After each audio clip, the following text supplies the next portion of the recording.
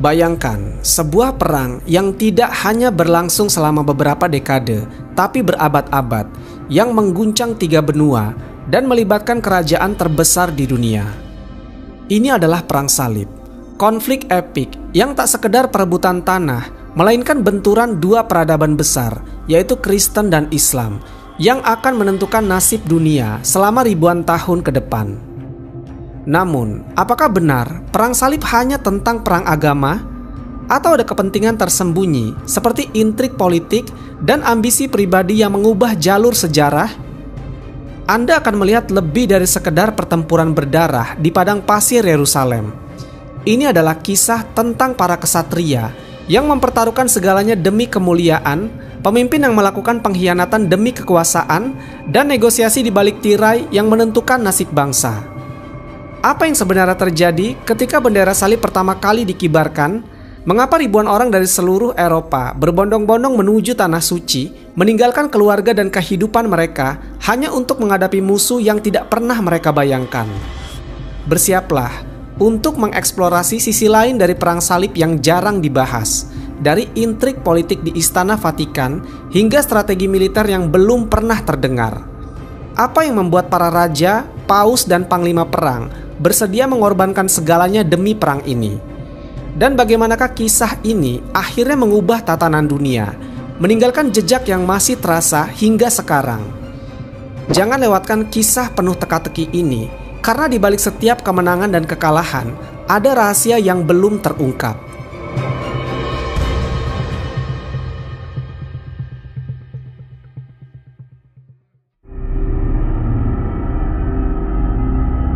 Perang Salib merupakan serangkaian ekspedisi militer yang dilakukan oleh bangsa Eropa Barat pada abad pertengahan, antara abad ke-11 hingga ke-13 Masehi, demi merebut kembali wilayah suci Yerusalem dan daerah sekitarnya dari kendali Muslim.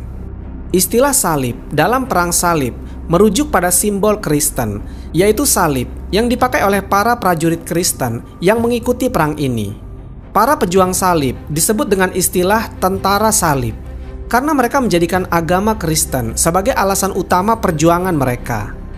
Sebelum pecahnya Perang Salib, Eropa Barat berada dalam keadaan yang penuh ketidakstabilan.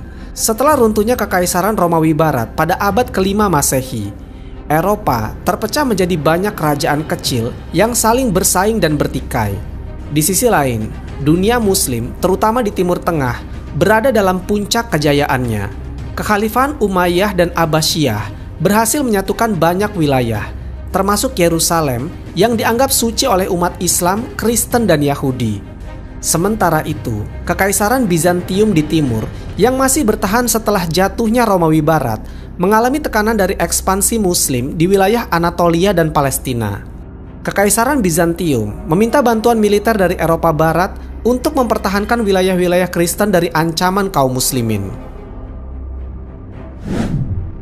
Perang Salib bukan hanya perang politik dan militer, tetapi juga perang keagamaan. Agama Kristen pada saat itu memainkan peranan penting dalam kehidupan sehari-hari masyarakat Eropa. Gereja Katolik Roma yang dipimpin oleh Paus memiliki otoritas yang sangat besar, baik secara spiritual maupun temporal. Paus Urban II adalah tokoh kunci yang memulai Perang Salib pertama pada tahun 1095 dengan seruannya yang terkenal dalam Konsil Clermont, di mana ia meminta umat Kristen untuk mengambil bagian dalam perang suci melawan Muslim guna merebut kembali kota Yerusalem. Di sisi lain, agama Islam juga memegang peranan sentral dalam kehidupan masyarakat Muslim di Timur Tengah. Yerusalem adalah kota suci bagi umat Islam karena di sanalah tempat Nabi Muhammad SAW melakukan perjalanan malam sebelum naik ke langit. Sehingga ketika tentara salib mulai merangsak ke wilayah Timur Tengah, perang ini juga dipandang sebagai perjuangan agama oleh pihak kaum muslimin. Meskipun agama menjadi alasan utama dalam Perang Salib, ada juga faktor politik dan ekonomi yang tidak bisa diabaikan. Banyak bangsawan dan raja Eropa yang melihat Perang Salib sebagai kesempatan untuk memperluas wilayah kekuasaan mereka, mendapatkan harta rampasan, serta memperkuat pengaruh politik mereka di Eropa maupun di Timur Tengah. Di samping itu, para pedagang dari kota-kota pelabuhan di Italia seperti Venesia dan Genoa memandang perang salib sebagai peluang untuk memperluas jaringan perdagangan mereka dengan dunia timur. Perang salib memberi mereka akses ke jalur perdagangan yang menghubungkan Eropa dengan Timur Tengah dan Asia, yang saat itu merupakan pusat ekonomi dan budaya dunia. Paus Urban II merupakan tokoh sentral yang menginisiasi Perang Salib Pertama. Pada tahun 1095, ia menyelenggarakan konsil Clermont di Prancis dan menyerukan kepada seluruh umat Kristen di Eropa untuk mengambil bagian dalam perang suci melawan kaum muslimin. Seruannya terkenal dengan janji pengampunan dosa bagi siapa saja yang ikut serta dalam perang salib ini. Sebuah janji yang sangat menarik bagi masyarakat Eropa yang sangat religius. Dalam pidatonya, Paus Urban II menyatakan bahwa umat Kristen di Timur Tengah dan Bizantium sedang berada di bawah ancaman kaum muslimin, dan bahwa kota Yerusalem, kota suci bagi umat Kristen, harus direbut kembali. Seruannya disambut dengan antusiasme besar oleh para bangsawan, kesatria, dan rakyat jelata di Eropa. Para pejuang yang mengikuti perang salib berasal dari berbagai latar belakang. Sebagian besar dari mereka adalah kesatria dan bangsawan yang melihat perang salib sebagai kesempatan untuk memperluas wilayah kekuasaan dan mendapat kekayaan. Namun, banyak juga rakyat jelata yang tertarik untuk ikut serta karena janji pengampunan dosa dan keinginan untuk mendapatkan status sosial yang lebih tinggi. Bagi banyak kesatria, perang salib juga merupakan bentuk pengabdian kepada Tuhan dan cara untuk menebus dosa. Mereka percaya bahwa dengan ikut serta dalam perang salib, mereka akan mendapatkan tempat di surga. Selain itu, banyak juga yang termotivasi oleh legenda tentang Yerusalem dan harapan akan menemukan kekayaan yang melimpah di sana. Dunia Muslim pada awalnya tidak terlalu memperhatikan ancaman dari Eropa. Banyak wilayah Muslim di Timur Tengah saat itu sedang terpecah belah dan sibuk dengan konflik internal. Namun, ketika tentara salib mulai menyerang, umat Muslim mulai menyadari ancaman tersebut dan akhirnya bersatu untuk melawan serangan-serangan dari Eropa. Pemimpin-pemimpin Muslim seperti Salahuddin Al-Ayyubi atau Saladin kemudian muncul sebagai tokoh sentral dalam perlawanan terhadap tentara salib. Salahuddin dikenal sebagai pemimpin yang cerdik dan memiliki keterampilan militer yang luar biasa. Di bawah kepemimpinannya, umat Muslim berhasil merebut kembali kota Yerusalem dari tangan tentara salib pada tahun 1187 Masehi.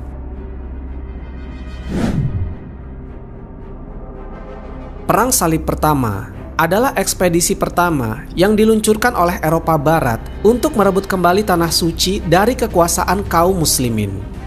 Seruan Paus Urban II dalam konsili Clermont pada tahun 1095 memberikan motivasi besar bagi banyak orang Eropa untuk ikut serta dalam perang ini. Meskipun latar belakang religius menjadi alasan utama, berbagai faktor politik, ekonomi, dan sosial juga mendorong ribuan kesatria, petani, dan rakyat jelata untuk ikut bergabung.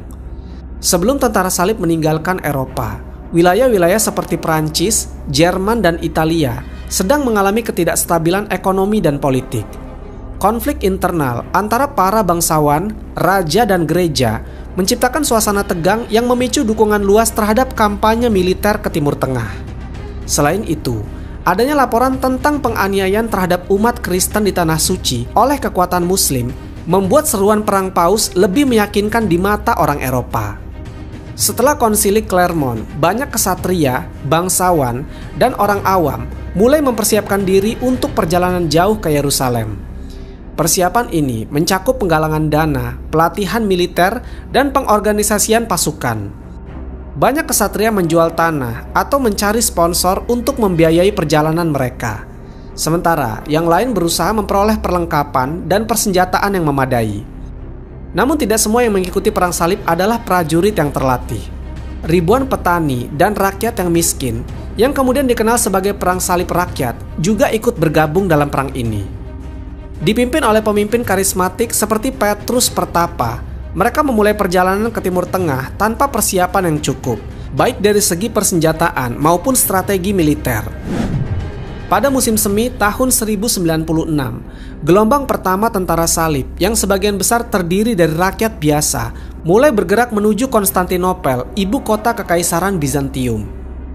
Kekaisaran Bizantium pada awalnya memberikan bantuan logistik kepada mereka, namun kemudian menjadi khawatir dengan jumlah besar orang-orang tak terlatih yang tiba di perbatasan mereka. Perang Salib Rakyat adalah salah satu bagian awal dari Perang Salib Pertama. Namun, kampanye ini segera berubah menjadi bencana. Ribuan petani yang tidak terlatih menghadapi berbagai kesulitan di sepanjang perjalanan, termasuk serangan dari penduduk lokal, kelaparan, dan penyakit. Ketika mereka tiba di wilayah Bizantium, banyak yang tewas atau menjadi korban kekerasan. Di bawah pimpinan Petrus Pertapa dan Walter Sans Avoyr, para pejuang rakyat ini akhirnya mencapai Anatolia. Namun mereka tidak siap menghadapi pasukan kaum muslimin yang lebih terorganisir. Tentara muslim di wilayah tersebut dengan mudah mengalahkan mereka, menewaskan sebagian besar dari mereka. Ini menandai kegagalan pertama dari upaya perang salib, yang kemudian diikuti oleh kampanye yang lebih terorganisir oleh para kesatria dan bangsawan. Setelah kegagalan perang salib rakyat, gelombang kedua tentara salib yang lebih terorganisir, yang terdiri dari kesatria dan bangsawan dari beberapa kerajaan di Eropa, memulai perjalanan mereka ke Timur Tengah. Dipimpin oleh para tokoh penting seperti Godfrey dari Bouillon, Raymond IV dari Toulouse, Bohemond dari Taranto, dan Baldwin dari Boulogne. Pasukan ini lebih disiplin dan memiliki tujuan yang jelas. Tentara ini bergerak menuju Konstantinopel, di mana mereka bernegosiasi dengan Kaisar Alexios I dari Bizantium. Alexios meminta agar tanah-tanah yang direbut oleh tentara salib nantinya dikembalikan ke Kaisaran Bizantium. Suatu perjanjian yang disepakati oleh para pemimpin salib meskipun kemudian diabaikan. Pertempuran besar pertama yang dihadapi oleh tentara salib adalah pengepungan kota Nisea pada tahun 1097. Kota ini terletak di Anatolia dan dikuasai oleh kekhalifahan Seljuk yang dipimpin oleh Kilich Arslan I. Tentara salib dengan bantuan Bizantium mengepung kota tersebut dan melakukan serangan terkoordinasi. Kilich Arslan yang meremehkan kekuatan tentara salib setelah kekalahan perang salib rakyat tidak mempersiapkan pertahanan yang kuat. Namun, ketika ia mencoba untuk mengirim bala bantuan, tentara salib berhasil memukul mundur pasukan Seljuk dan mengepung kota dari segala arah. Akhirnya, pada bulan Juni tahun 1097, Nisea menyerah kepada Bizantium yang segera mengambil alih kota tersebut. Setelah merebut Nisea, tentara salib melanjutkan perjalanan mereka ke Yerusalem. Kemudian pada bulan Juli tahun 1097, mereka dihadang oleh pasukan Seljuk dalam pertempuran Dorileum. Pertempuran ini merupakan salah satu pertempuran paling dramatis dalam perang salib pertama. Pasukan Seljuk menyerang tentara salib dengan taktik hit and run yang khas, mencoba menghancurkan moral mereka. Namun, tentara salib berhasil bertahan dan melakukan serangan balik yang terkoordinasi, yang akhirnya memaksa pasukan Seljuk untuk mundur. Kemenangan ini membuka jalan bagi tentara salib untuk melanjutkan perjalanan mereka melalui Anatolia menuju wilayah Levan. Salah satu peristiwa paling penting dalam Perang Salib Pertama adalah pengepungan Antioquia yang berlangsung dari Oktober 1097 hingga Juni 1098. Antioquia adalah kota besar yang strategis yang berada di wilayah Levan, dan menguasainya akan memberikan keuntungan besar bagi tentara salib dalam perjalanan mereka menuju Yerusalem. Pengepungan ini sangat sulit dan berlangsung selama berbulan-bulan. Tentara salib menghadapi kelaparan, penyakit, dan kurangnya pasokan. Banyak prajurit yang mulai kehilangan semangat. Namun, melalui pengkhianatan dari dalam tembok kota, tentara salib akhirnya berhasil masuk ke Antioquia pada bulan Juni tahun 1098. Namun begitu mereka merebut kota, mereka harus menghadapi serangan balasan dari pasukan kaum muslimin yang datang untuk merebut kembali kota itu. Tentara salib yang hampir hancur karena kelaparan dan kelelahan berhasil bertahan berkat apa yang mereka yakini sebagai mukjizat atau penemuan tombak suci yang dianggap sebagai senjata yang menusuk tubuh Yesus di kayu salib. Dengan semangat baru, mereka berhasil mengalahkan pasukan muslim dan mempertahankan kota tersebut. Setelah merebut Antioquia, tujuan akhir tentara salib adalah Yerusalem. Pada awal tahun 1099, tentara salib bergerak menuju kota suci itu, yang saat itu berada di bawah kendali kekhalifahan Fatimiyah. Tentara salib mengepung kota selama beberapa minggu. menghadapi perlawanan sengit dari pasukan kaum muslimin yang mempertahankan kota Yerusalem. Kemudian pada bulan Juli tahun 1099, tentara salib berhasil menyerbu tembok Yerusalem dan merebut kota tersebut. Perebutan Yerusalem diwarnai dengan pembantaian besar-besaran terhadap penduduk Muslim dan Yahudi yang mengakibatkan ribuan korban jiwa. Kota suci itu akhirnya jatuh ke tangan tentara salib yang kemudian mendirikan kerajaan Yerusalem sebagai pusat kekuasaan Kristen di wilayah tersebut. Kemenangan tentara salib dalam merebut Yerusalem menandai akhir dari Perang Salib Pertama. Dan meskipun mereka berhasil mencapai tujuan utama mereka, yaitu merebut kembali kota Yerusalem, keberhasilan ini ternyata hanya bersifat sementara. Wilayah yang mereka kuasai dikelilingi oleh kekuatan Muslim yang lebih besar dan lebih terorganisir, yang pada akhirnya akan merebut kembali sebagian besar wilayah tersebut dalam Perang Salib berikutnya. Setelah keberhasilan tentara salib dalam merebut Yerusalem pada tahun 1099, mereka mendirikan beberapa kerajaan Kristen di wilayah Timur Tengah, termasuk Kerajaan Yerusalem, Country Edessa, Principality of Antioch, dan County Tripoli. Namun, kekuatan Kristen di Timur Tengah ini tidak berlangsung lama tanpa ancaman. Pada awal abad ke-12, dunia Muslim mulai bangkit kembali, dipicu oleh pemimpin-pemimpin yang lebih kuat dan persatuan baru di bawah panji Islam. Pada tahun 1144, Zengi, seorang pemimpin Muslim yang kuat dari dinasti Seljuk, berhasil merebut kembali kota Edessa, salah satu benteng utama tentara salib yang berada di Timur Tengah. Perebutan Edessa ini mengejutkan Eropa, karena Edessa merupakan benteng salib yang paling jauh di utara dan dianggap sebagai penahan pertama terhadap serangan kaum muslimin. Kejatuhan Edessa menjadi pemicu utama yang mendorong terjadinya Perang Salib yang kedua, yang dicanangkan oleh Paus Eugenius III pada tahun 1145. Seperti Perang Salib pertama, Perang Salib kedua juga dimulai dengan seruan dari Paus. Paus Eugenius III mengeluarkan bula kepausan yang disebut Quantum Predecessores, yang menyerukan kepada umat Kristen di Eropa untuk mempersiapkan perang suci melawan kaum muslimin guna merebut kembali Edessa dan melindungi kerajaan-kerajaan Kristen di Timur Tengah. Seruan ini mendapat dukungan dari banyak tokoh penting di Eropa, termasuk Raja Louis ke-7 dari Prancis dan Kaisar Konrad III dari Kekaisaran Romawi Suci. Paus Eugenius III juga meminta Bernard dari Clairvaux, seorang biarawan dan teolog terkenal, untuk menyebarkan seruan perang di seluruh Eropa. Bernard, dengan retorikanya yang memukau, berhasil menginspirasi ribuan kesatria dan rakyat jelata untuk bergabung dalam perang suci ini. Dengan cepat, tentara-tentara dari Prancis, Jerman, dan berbagai wilayah lain di Eropa mulai berkumpul untuk memulai perjalanan menuju Timur Tengah. Perang Salib kedua berbeda dengan Perang Salib pertama, karena keterlibatan langsung dari dua raja besar Eropa, yaitu Raja Louis VII dari Prancis dan Kaisar Konrad III dari Jerman. Keterlibatan mereka memberi legitimasi yang lebih besar pada Perang Salib yang kedua, dan diharapkan mampu menggalang kekuatan yang lebih besar dan lebih terorganisir daripada kampanye sebelumnya. Raja Louis ke-7 adalah penguasa Prancis yang sangat religius, dan ia merasa bahwa keikutsertaannya dalam Perang Salib adalah bentuk pengabdiannya kepada Tuhan. Sementara itu, Kaisar Konrad III sebagai pemimpin Kekaisaran Romawi Suci memimpin pasukan Jerman dalam upaya untuk memperluas pengaruhnya dan melindungi kepentingan Kristen di Timur Tengah. Namun meskipun kedua raja besar ini memimpin tentara salib, koordinasi antara pasukan mereka seringkali kurang baik. Perbedaan strategi dan ketidakcocokan dalam kepemimpinan menyebabkan beberapa pertempuran besar menjadi gagal, yang akan menjadi salah satu alasan utama kegagalan Perang Salib yang kedua.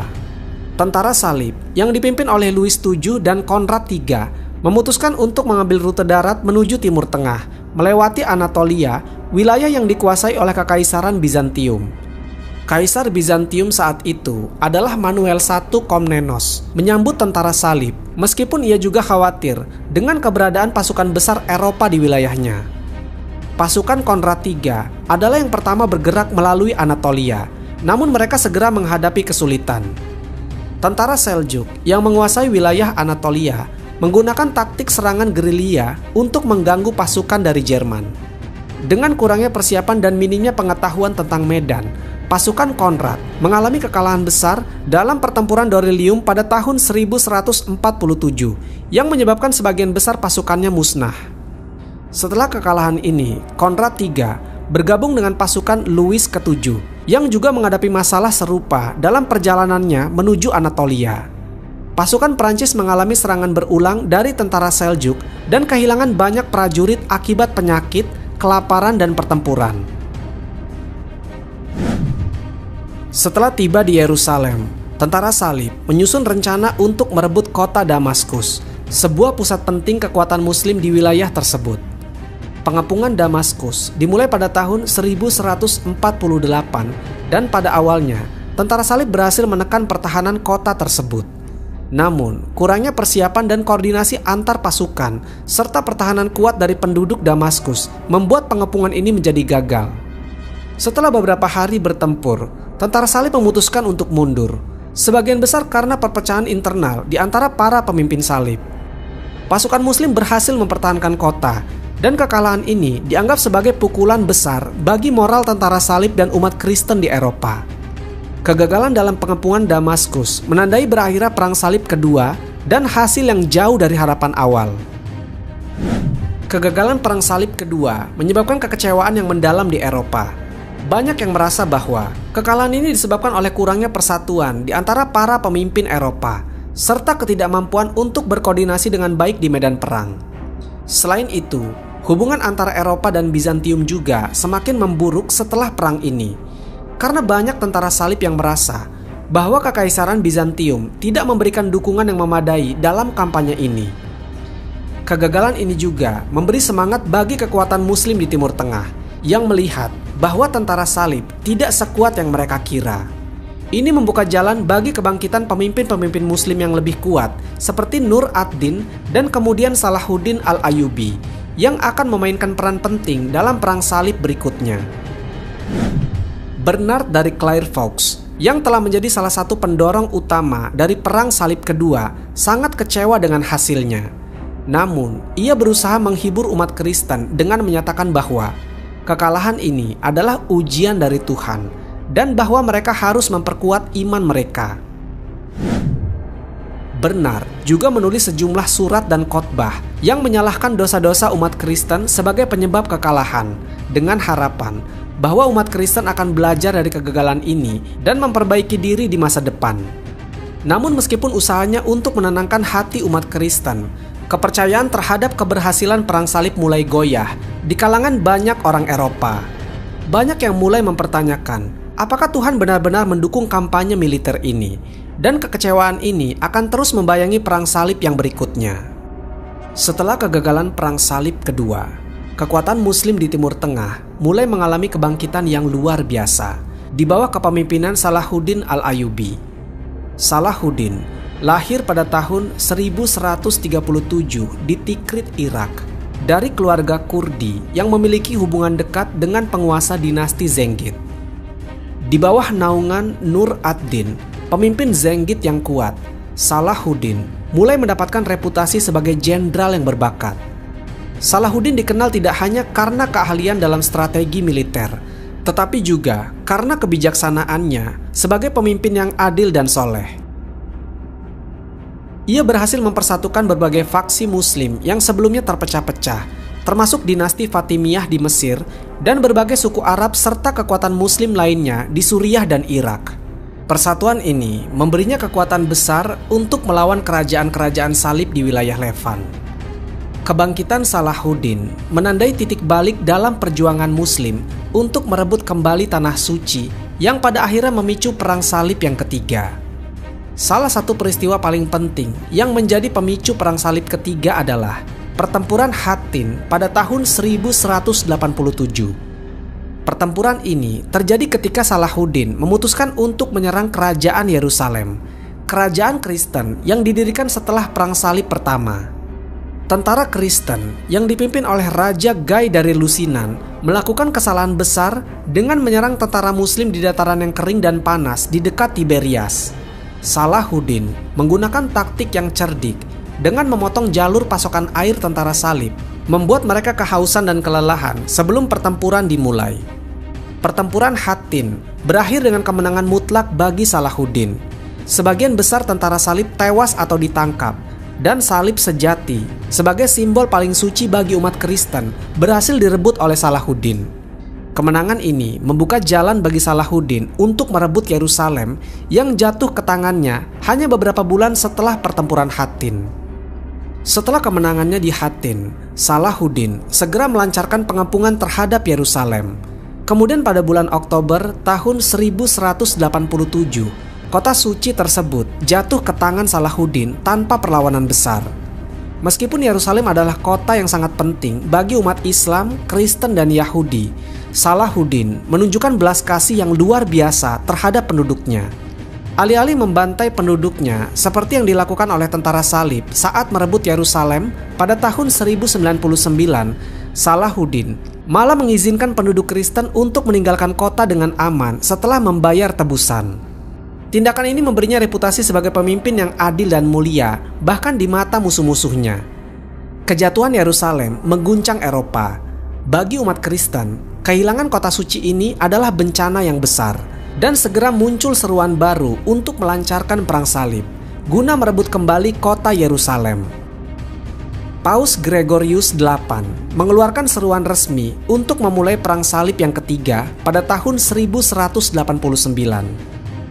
Perang Salib ketiga didukung oleh beberapa penguasa paling kuat di Eropa, termasuk Raja Richard I dari Inggris, Kaisar Frederick I Barbarossa dari Jerman, dan Raja Philippe II dari Prancis.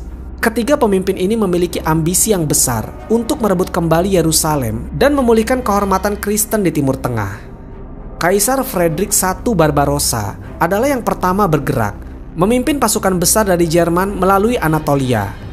Namun perjalanannya berakhir tragis ketika ia tenggelam di Sungai Saleb pada tahun 1190 sebelum mencapai Tanah Suci. Kematian Frederick menyebabkan pasukannya tercerai-berai, dan hanya sebagian kecil yang berhasil melanjutkan perjalanannya ke Timur Tengah. Sementara itu, Raja Richard I dan Raja Philippe II memilih rute laut untuk mencapai wilayah salib. Mereka tiba di Tanah Suci pada tahun 1191 dan segera terlibat dalam serangkaian pertempuran dengan pasukan Salahuddin. Salah satu pertempuran terbesar dalam Perang Salib ketiga adalah pengepungan Acre yang dimulai pada tahun 1189 yang berlangsung selama hampir 2 tahun. Kota pelabuhan Acre yang dikuasai oleh Salahuddin adalah benteng strategis yang penting bagi kedua belah pihak. Tentara salib yang dipimpin oleh Richard I dan Philippe II akhirnya berhasil merebut Acre pada tahun 1191 setelah pertempuran yang sangat sengit. Kemenangan ini memberi tentara salib pijakan yang kuat di pesisir wilayah Levant. Tetapi mereka masih menghadapi tantangan besar untuk merebut kembali Yerusalem. Setelah kemenangan di Acre, Philippe II kembali ke Perancis meninggalkan Richard I untuk memimpin kampanye militer melawan Salahuddin. Pada bulan September tahun 1191, Richard I dan pasukannya bergerak dari Acre menuju Jaffa, sebuah kota penting di pesisir yang merupakan gerbang menuju Yerusalem. Dalam perjalanan mereka disergap oleh pasukan Salahuddin di pertempuran Arsuf. Pertempuran ini merupakan salah satu kemenangan besar bagi Richard the Lionheart. Meskipun Salahuddin melancarkan serangan habis-habisan, pasukan Richard berhasil memukul mundur tentara Muslim dan melanjutkan perjalanan mereka ke wilayah Jaffa. Kemenangan ini meningkatkan moral tentara salib dan memberi mereka harapan untuk merebut kembali Yerusalem. Meskipun Richard I berhasil mencapai Jaffa dan memperoleh sejumlah kemenangan melawan Salahuddin, merebut kembali Yerusalem terbukti lebih sulit dari apa yang diperkirakan. Salahuddin memperkuat pertahanan kota, sementara pasukan Richard mulai kelelahan dan kekurangan pasokan.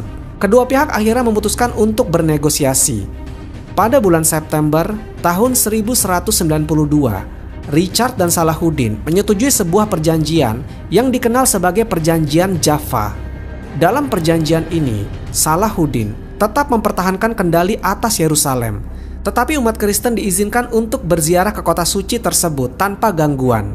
Selain itu, kota-kota persisir seperti Jaffa dan Acre tetap berada di tangan tentara salib. Meskipun Perang Salib ketiga gagal merebut kembali Yerusalem, perjanjian ini menciptakan stabilitas sementara di wilayah tersebut dan memungkinkan umat Kristen dan Muslim untuk hidup berdampingan dengan lebih damai selama beberapa tahun.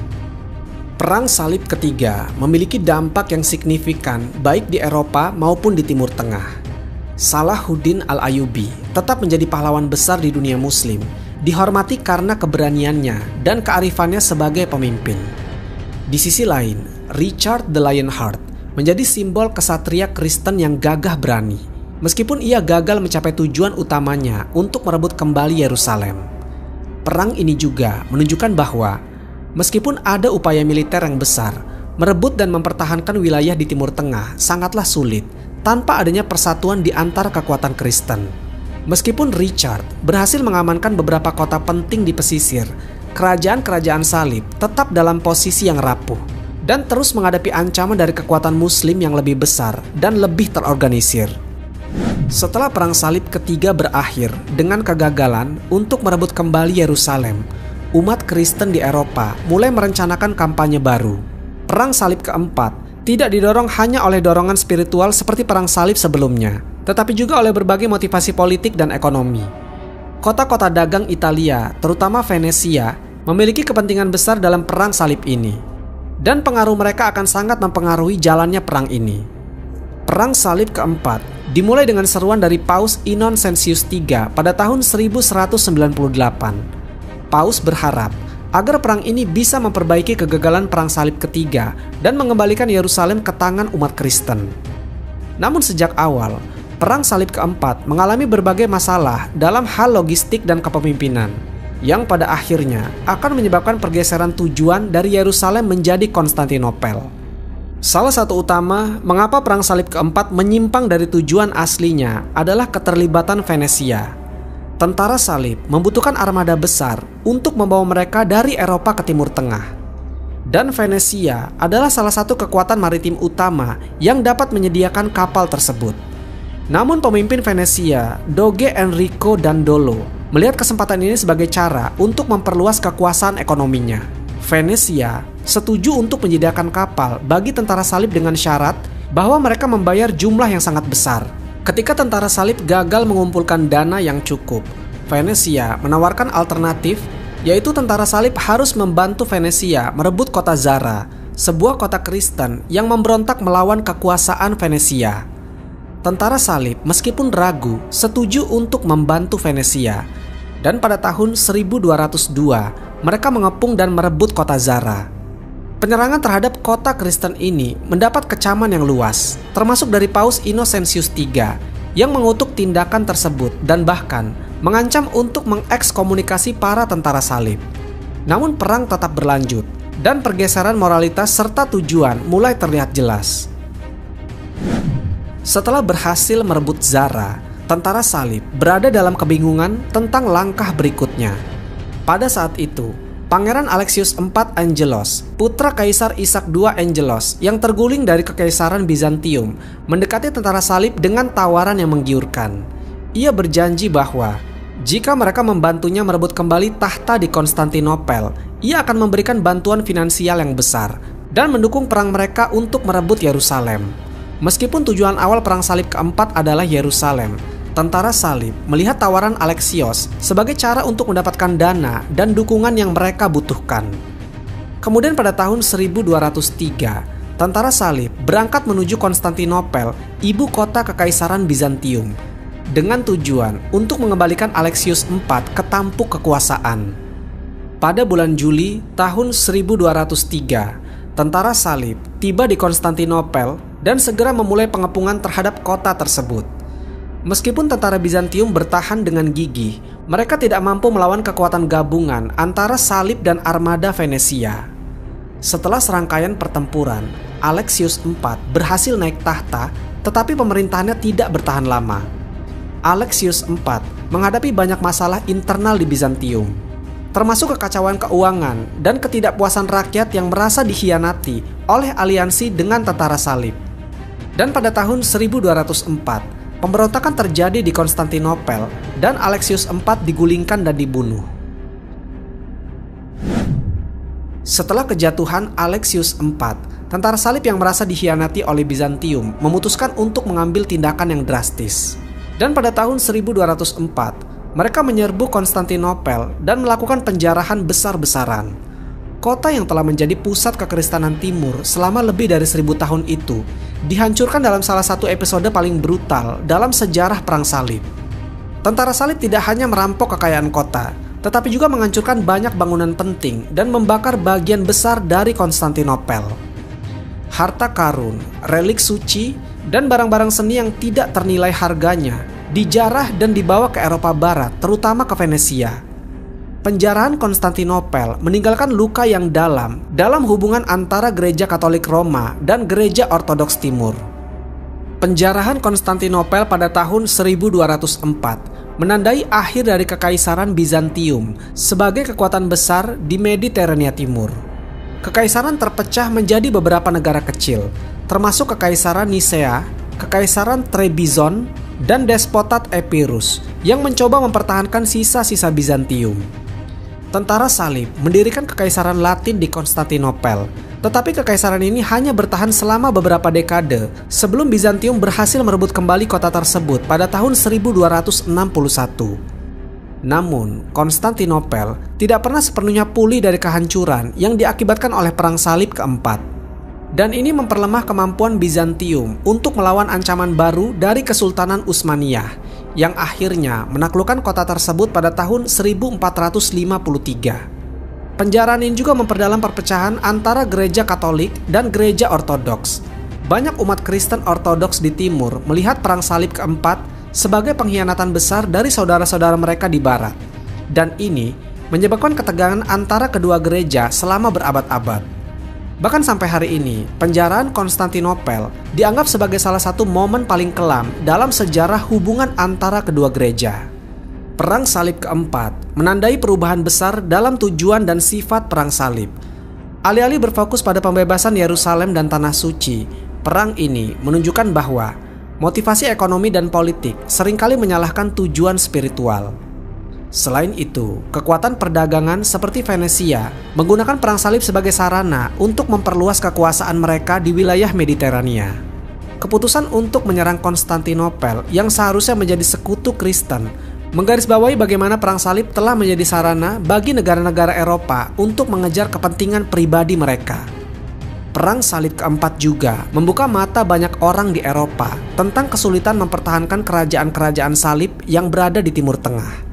Meskipun para pemimpin gereja tetap mendorong kampanye militer untuk merebut kembali Yerusalem, banyak orang mulai mempertanyakan efektivitas Perang Salib sebagai alat untuk mempertahankan kekuasaan Kristen di Timur Tengah.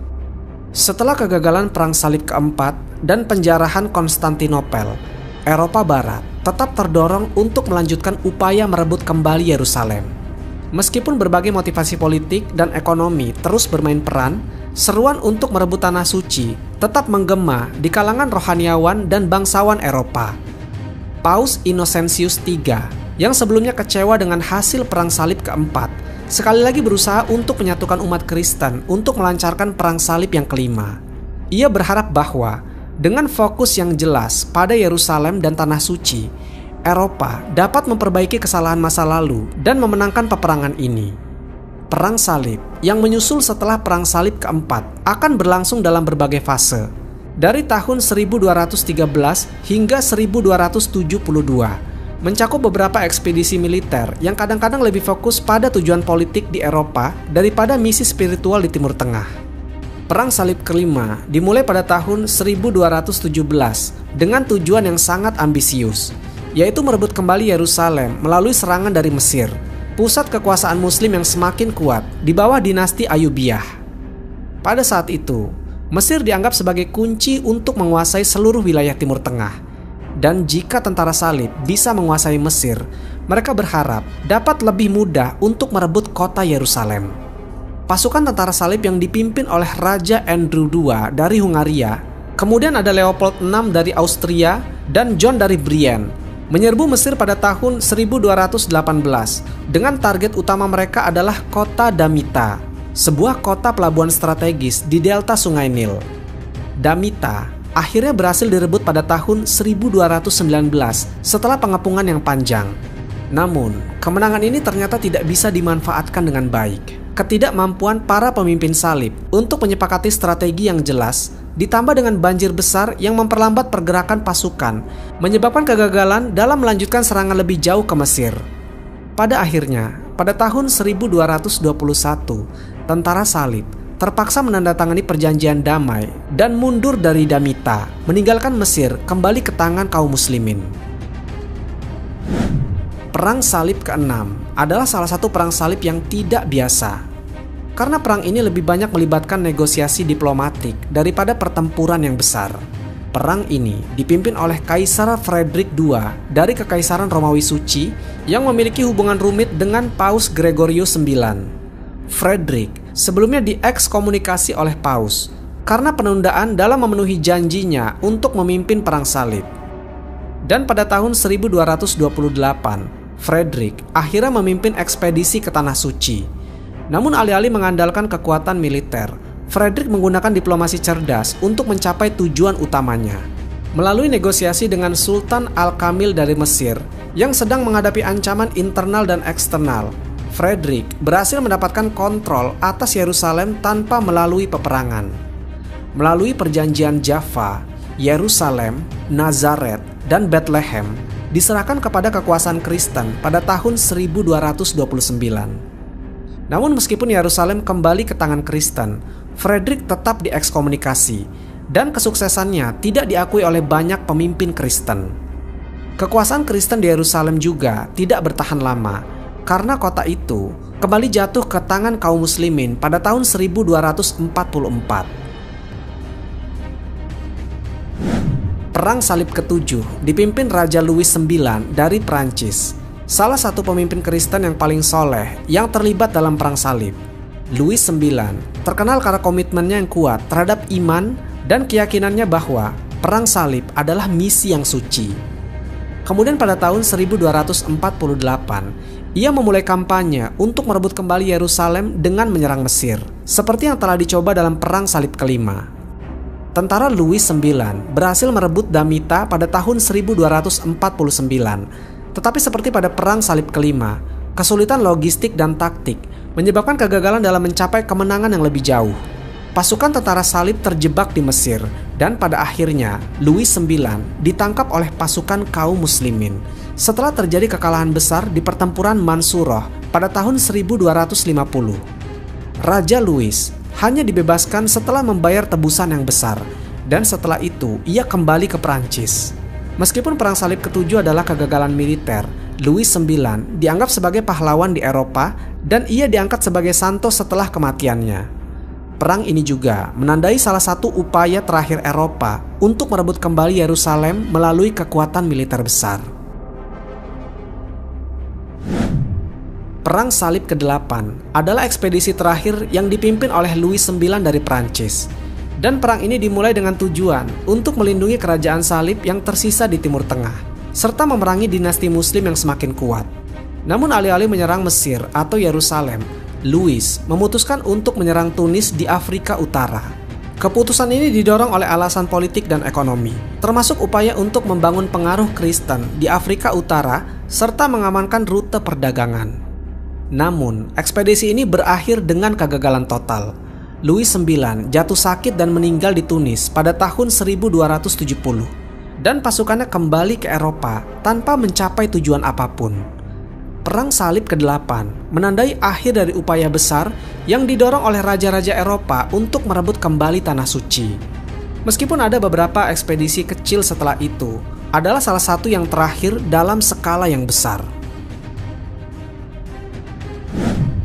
Perang Salib ke-5 hingga ke-8 memiliki dampak yang bervariasi terhadap Eropa dan Timur Tengah. Meskipun tujuan utama merebut kembali Yerusalem tidak tercapai, perang salib ini terus mempengaruhi hubungan politik, sosial, dan agama di kedua belah pihak. Di Eropa, perang salib memperkuat kekuasaan raja-raja tertentu dan melemahkan yang lain, terutama karena banyaknya sumber daya ekonomi yang dihabiskan untuk menandai ekspedisi militer ini. Selain itu, perang salib memperdalam keterpecahan antara gereja Katolik Barat dan gereja Ortodoks Timur, yang mulai melihat Barat sebagai ancaman setelah penjarahan Konstantinopel pada perang salib yang keempat. Di sisi lain, dunia muslim terus mengkonsolidasi kekuatannya, terutama dengan munculnya dinasti-dinasti baru seperti Mamluk di Mesir yang kemudian menjadi ancaman utama bagi kerajaan salib yang tersisa di Levan. Kekuatan muslim berhasil mempertahankan kendali atas wilayah tersebut, dan pada akhirnya Kesultanan Utsmaniyah akan menaklukkan Konstantinopel pada tahun 1453 yang menandai akhir dari Kekaisaran Bizantium.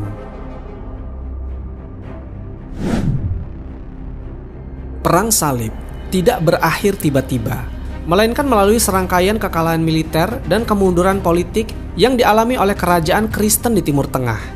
Setelah Perang Salib ke-8, hanya beberapa benteng Kristen yang tersisa di wilayah tersebut, terutama di sepanjang pantai Levan. Kerajaan-kerajaan salib seperti Kerajaan Yerusalem mulai kehilangan kekuatan dan dukungan baik dari Eropa maupun dari dalam negeri. Salah satu benteng terakhir yang menjadi simbol perlawanan Kristen di Timur Tengah adalah Acre, yang pada tahun 1291, setelah pengepungan panjang, benteng Acre akhirnya jatuh ke tangan Kesultanan Mamluk yang dipimpin oleh Sultan Al-Ashraf Khalil. Jatuhnya Acre menandai akhir dari keberadaan signifikan kekuasaan Kristen di Tanah Suci, sekaligus menutup era perang salib besar yang didorong oleh dorongan militer dari Eropa. Meskipun benteng lain seperti Tripoli dan Antioch sudah jatuh sebelumnya, Acre dianggap sebagai benteng terakhir yang menjadi saksi utama perjuangan panjang perang salib. Setelah kekalahan ini, tidak ada lagi upaya besar dari Eropa untuk merebut kembali Yerusalem, dan hubungan antara Eropa dan dunia Islam mulai bergeser dari konflik terbuka menjadi diplomasi, perdagangan, dan terkadang konfrontasi militer kecil. Perang salib memberikan dampak besar terhadap masyarakat Eropa pada berbagai aspek. Secara sosial, perang salib memperkuat pengaruh gereja Katolik di Eropa dengan Paus sebagai otoritas tertinggi yang memimpin seruan perang salib.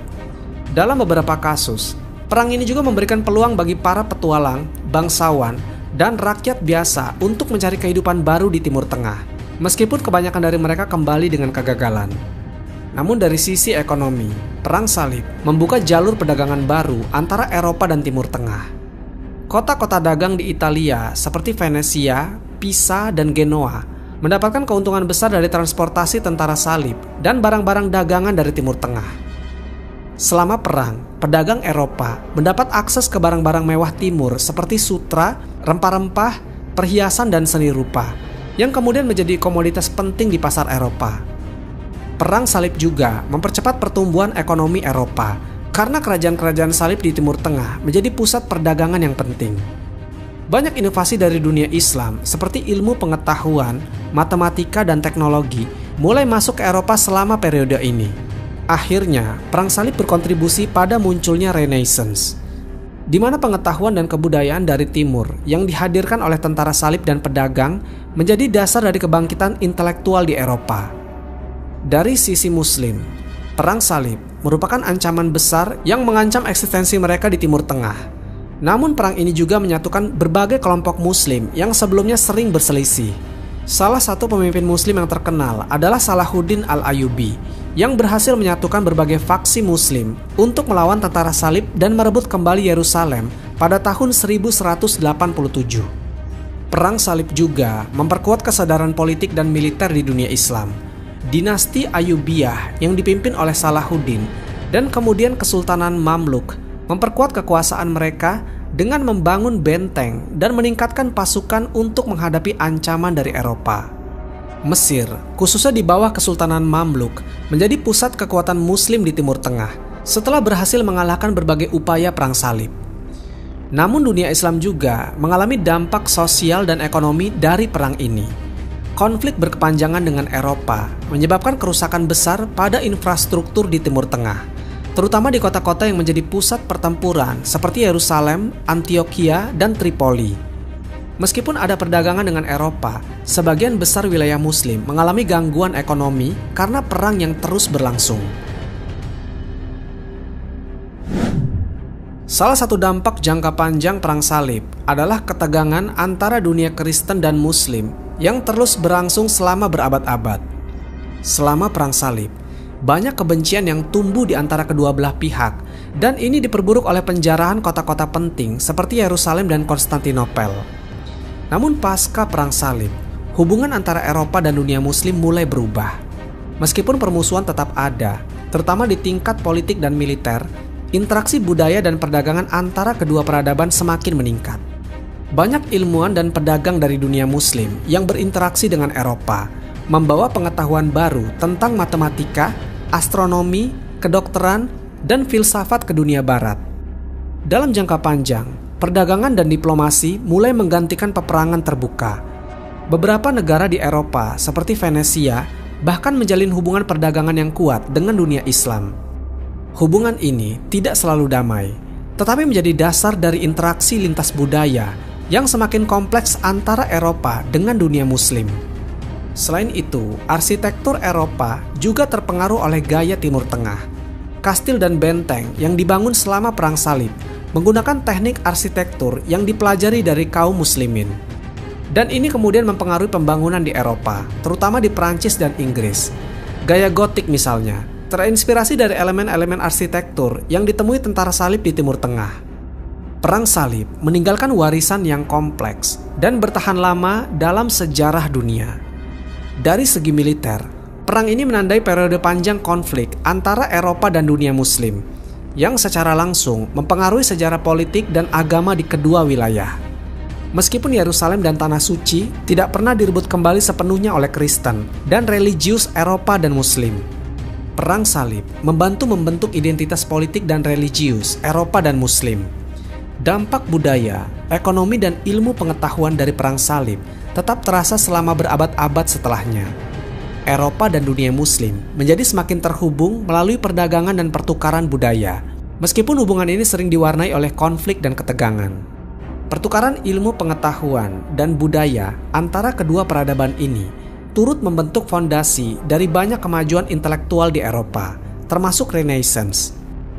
Secara keseluruhan, Perang Salib bukan hanya perang agama, tetapi juga perang yang mencerminkan dinamika politik, ekonomi, dan budaya antara timur dan barat.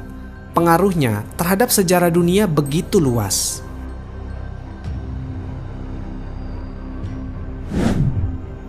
Wallahu a'lam bishawab. Semoga kisah ini bermanfaat. Lebih dan kurangnya mohon dimaafkan. Yang benar datangnya dari Allah Subhanahu wa Ta'ala. Khilaf atau keliru itu datangnya dari saya pribadi sebagai manusia biasa. Sampai ketemu di kisah-kisah seru yang penuh makna selanjutnya. Saya akhiri. Wassalamualaikum warahmatullahi wabarakatuh.